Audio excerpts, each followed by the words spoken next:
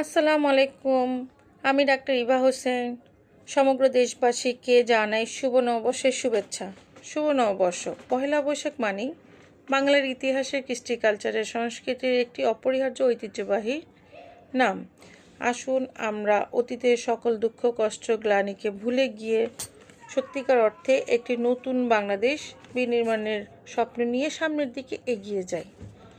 একসাথে আজকের এই পয়লা বৈশাখের মঙ্গলযাত্রার মধ্য দিয়ে দেশব্যাপী বাঙালির এবং বাঙালির ভাষাভাষী সকল মানুষের, সকল জাতির, সকল গোষ্ঠীর মঙ্গলময় দিন কামনা করছি।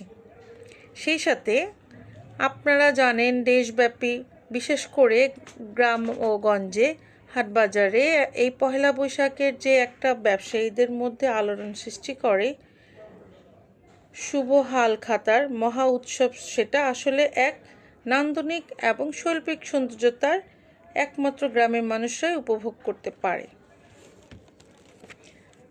আপনারা দেখেছেন শুভ নববর্ষের হালখাতার প্রত্যেক গ্রামের প্রত্যেকটি দোকানই পুরাতন খাতাকে ক্লোজ করে নতুন খাতায় নতুন করে ব্যবসার সূচনা শুরু করেন। সেই সাথে মিষ্টি মুখ, জিলাপি, গ্রামের মা চাচিরাও, ভাবিরা মুরকি, চিড়া, মুড়ি, মিষ্টি, এই যে এগুলো একটি নান্দনিক সৌন্দর্য, সেটা একমাত্র বাঙালিরাই এবং বাঙালি জাতি এই পহেলা বৈশাখে উপভোগ করেন।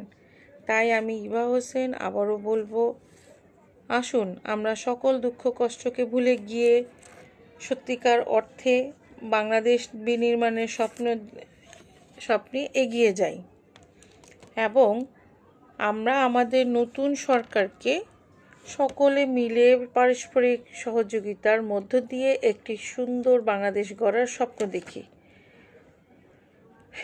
আর কি, সকলে ভালো থাকুন, সুস্থ থাকুন, কৃষ্টি কালচারের সংস্কৃতিকে মনে প্রাণে ধারণ এবং লালন করুন। সবার জন্য শুভকামনা রইল।